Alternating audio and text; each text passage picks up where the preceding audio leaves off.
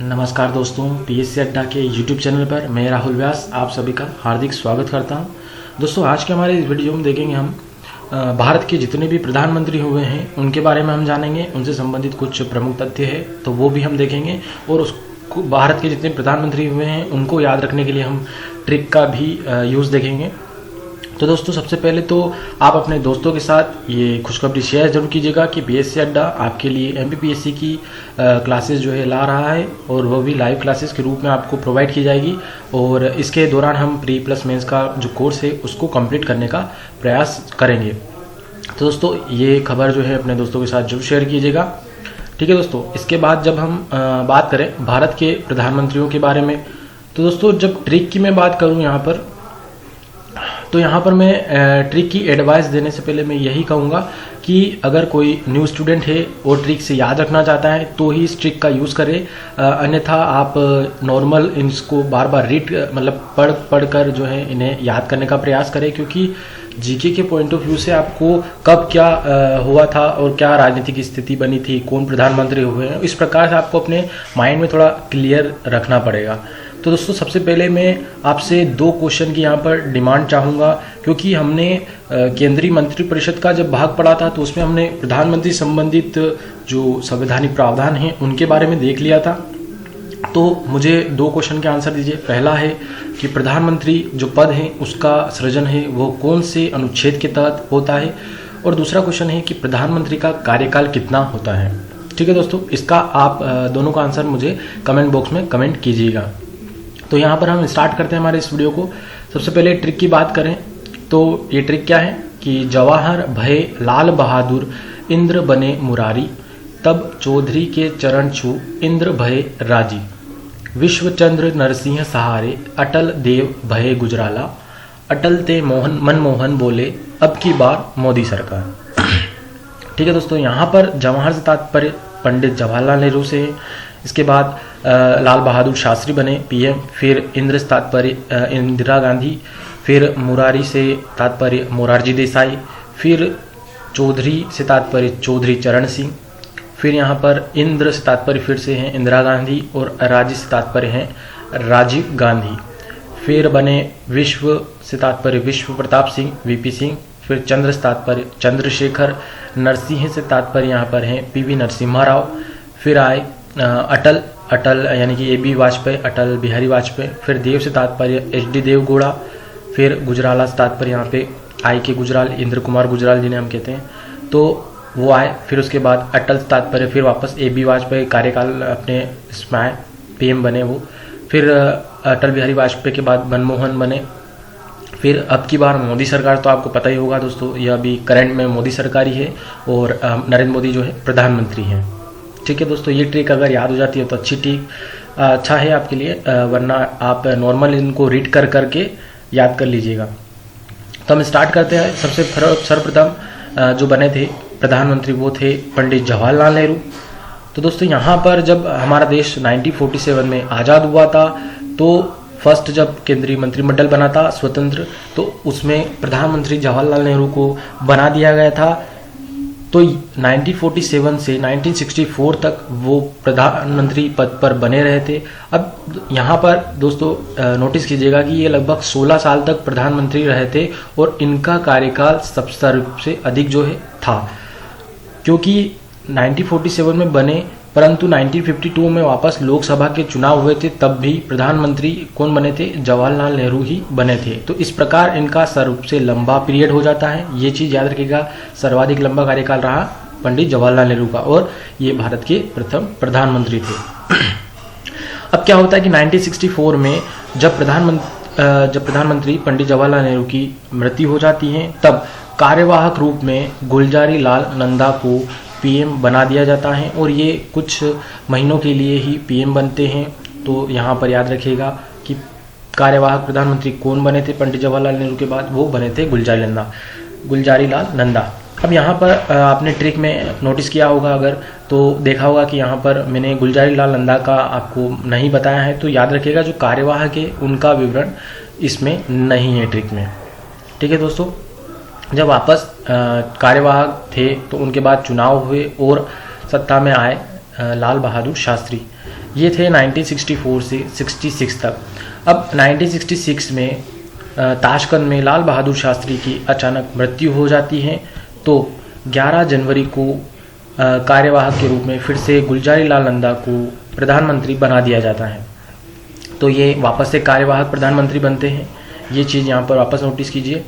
तो 1966 में कब प्रधानमंत्री जो लाल बहादुर शास्त्री थे उनकी मृत्यु कब हुई थी? 11 जनवरी को।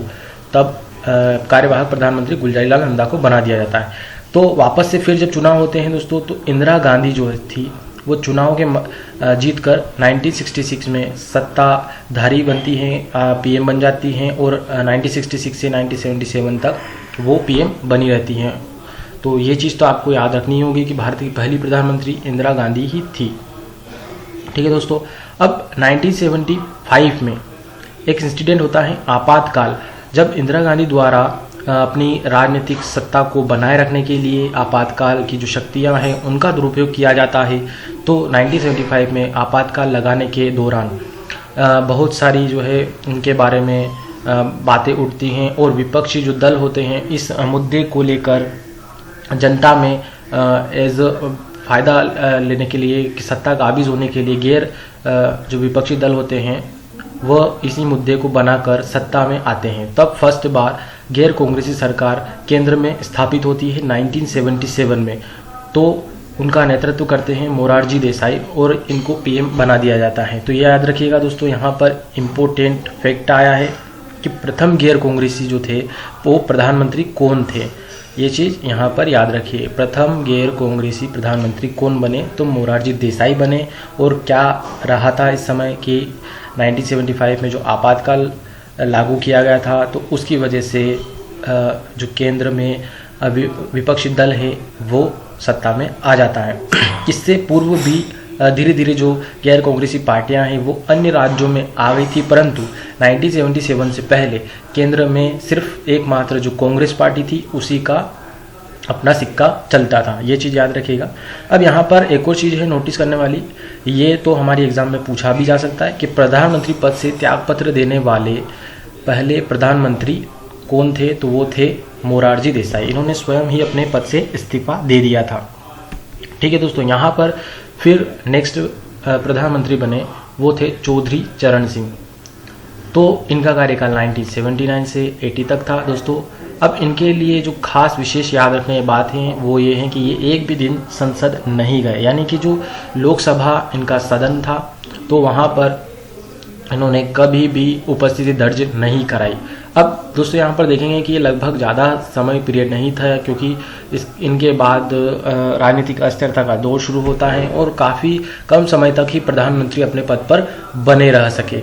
तो यहाँ पर देखेंगे दोस्तों कि जो एक रहता है कि अगर 60 दिनों तक अगर सांसद जो है उपस्थिति दर्ज नहीं कराता है तो उसे हटा दिया जाता, तो ऐसा कुछ भी नहीं है। यहाँ पर आप देखेंगे कि सिर्फ इतना सा फैक्ट याद रखिए कि एक भी दिन ये संसद नहीं गए। वो कौन से प्रधानमंत्री थे? चौधरी चरण सिंह थे। फिर इनके बाद इंदिरा गांधी वापस अपनी सत्ता में आती हैं, अपने प्रभुत्व को स्थापित करती हैं और 1980 से 1984 तक वो प्रधानमंत्री पद पर बनी रहती। अब 1984 में फिर एक और इंसिडेंट होता है दोस्तों कि अमृतसर में आतंकवादियों से के ऊपर एक मिशन चलाया जाता है ब्लू स्टार। उसके ऊपर हमारे पीएस चड्ढा ने एक वीडियो भी बनाया है। तो वो उस दौरान जब सिख कम्युनिटी है वो इंदिरा गांधी से नाराज़ हो जाती हैं और उनके जो सिपाही होते हैं, जो रक्षक होते हैं सिख, वो ही इनकी हत्या कर देते हैं। तब उसके बाद 1984 में सिख दंगे भी होते हैं। तो ये पूरा एक इंसिडेंट होता है 1984 में। जब इंदिरा गांधी की मृत्यु हो जाती है तो फिर वापस राजीव गांधी चुनाव जीतकर 1984 से 89 के लिए प्रधानमंत्री बन जाते हैं। अब इनसे संबंधित एक और तथ्य याद रखिए कि सबसे कम आयु में प्रधानमंत्री बनने वाले कौन थे? तो वो थे राजीव गांधी। अब अगर आपसे कोई पूछे कि सबसे अधिक उम्र में आयु में बनने वाले प्रधानमंत्री कौन थे, तो वो थे मोरारजी देसाई। और सबसे कम कौन थे? तो वो थे राजीव गांधी। ठीक है दोस्तों। अब हम आते हैं नेक्स्ट जो प्रधानमंत्री बने वो थे विश्वनाथ प्रताप सिंह। ये बने थे 1989 से 90 तक ही।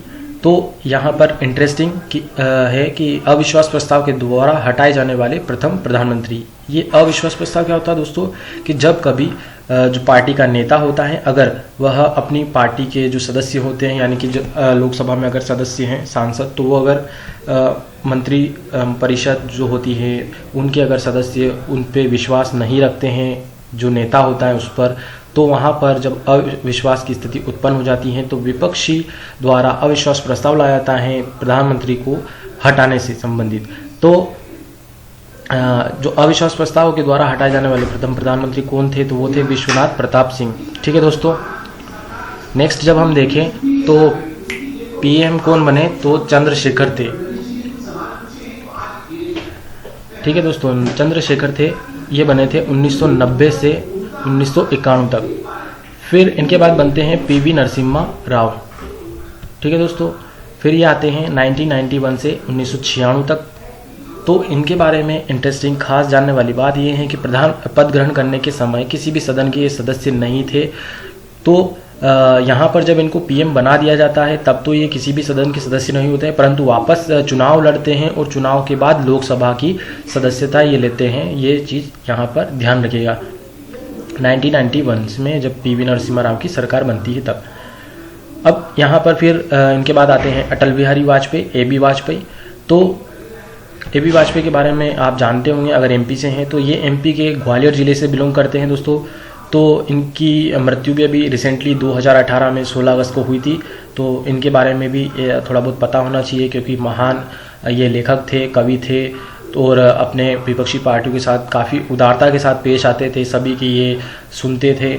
तो इस हिसाब से ये काफ़ी अच्छे मान सकते हैं हम कि पीएम रहे थे अपने कार्यकाल के दौरान। ठीक है दोस्तों, फिर इनसे संबंधित ये चीज़ याद रखिए कि सबसे छोटा कार्यकाल इन्हीं का रहा था। जब 1996 में उनकी केंद्र सरकार स्थापित हुई थी, तो राजनीतिक जो अस्थिरता थी उस दौरान ये अपनी जो पार्टी सदस्य थे इनके में विश्वास नहीं रख पा रहे थे। तो ये जब पार्टी के सदस्य इनमें मत नहीं था तो इनकी जो है सरकार जो गिर जाती है, तो 13 दिन तक ही इनका कार्यकाल रह सका। तो इस हिसाब से सबसे छोटा कार्यकाल किस पीएम का रहा वो याद रखिएगा, अटल बिहारी वाजपेयी का। ठीक है दोस्तों, फिर जब इनकी सत्ता गिर जाती है और सरकार गिर जाती है तो एचडी देवगौड़ा जो कर्नाटक के सीएम थे उस समय 1996 में, तो उनको केंद्र में पीएम बना दिया जाता है दोस्तों। तो यहाँ पर ये चीज़ याद रखिएगा, पद ग्रहण करते समय ये विधानसभा के सदस्य थे, यानी कि कर्नाटक की जो विधानसभा थी उनके सदस्य थे, परंतु ये पीएम में यानी कि संसद के सदस्य नहीं थे। तो ये बाद में राज्यसभा की सदस्यता लेते हैं और पीएम बने रहते हैं 1996 से 1997 तक। नेक्स्ट पीएम बने इंद्र कुमार गुजराल, आई.के. गुजराल। ठीक है दोस्तों, ये आए 1997 से 1998 तक। फिर इनके बाद बने अटल बिहारी वाजपेयी। तो ये वापस चुनाव जीतते हैं और 1998 से 2000 तक रहते हैं, परंतु यहाँ पर ये 2 बार बनते हैं दोस्तों। 1998 में वापस इनकी सरकार गिर जाती है और फिर वापस चुनाव होते हैं। तो 1998 से 2004 तक ये सरकार में बने रहते हैं। फिर आए डॉक्टर मनमोहन सिंह। तो 2004 से इनका कार्यकाल 14 तक था।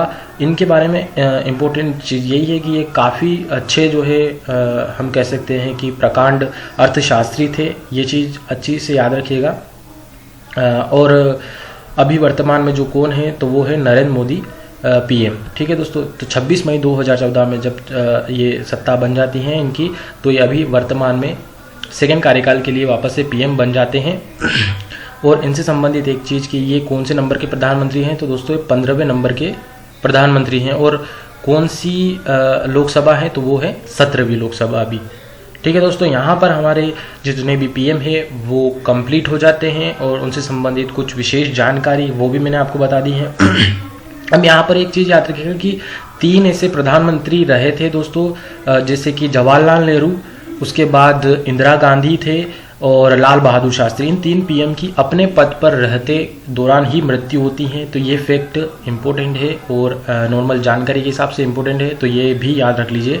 और यहाँ पर मेरा वीडियो कंप्लीट होता है, ये मेरे वीडियो का एंड है। परंतु जाते जाते मैं आपको नरेंद्र मोदी संबंधित एक इंटरेस्टिंग बात बता दूं कि जितने भी पीएम हुए हैं हमारे, उनमें से जो नरेंद्र मोदी हैं वो स्वतंत्र भारत के जन्मे व्यक्ति हैं जो पीएम बने हैं। तो इनकी जो जन्म हुआ था वो 1950 में हुआ था, ये याद रखिएगा। बाकी सब जितने भी थे वो हमारे भारत देश के आज़ाद होने से पहले जन्म लिए थे। बाकी नरेंद्र मोदी ऐसे प्रधानमंत्री हैं जिनका जन्म स्वतंत्र भारत के बाद हुआ था।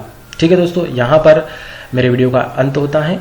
और अगर आप इस वीडियो का PDF चाहते हैं तो दोस्तों यह हमारा PSC अड्डा का टेलीग्राम चैनल है, इस पर जाकर आप इसे ज्वाइन कर लीजिएगा। वहाँ पर आपको इसका वीडियो जो PDF है वो हम प्रोवाइड करवा देंगे। तो दोस्तों अगर आप इस चैनल पर नए हैं तो इस चैनल को सब्सक्राइब कर लीजिएगा ताकि आने वाली हमारी जो वीडियोस की नोटिफिकेशन है वो आपको मिलती रहे। तो दोस्तों आज के लिए बस इतना ही, धन्यवाद।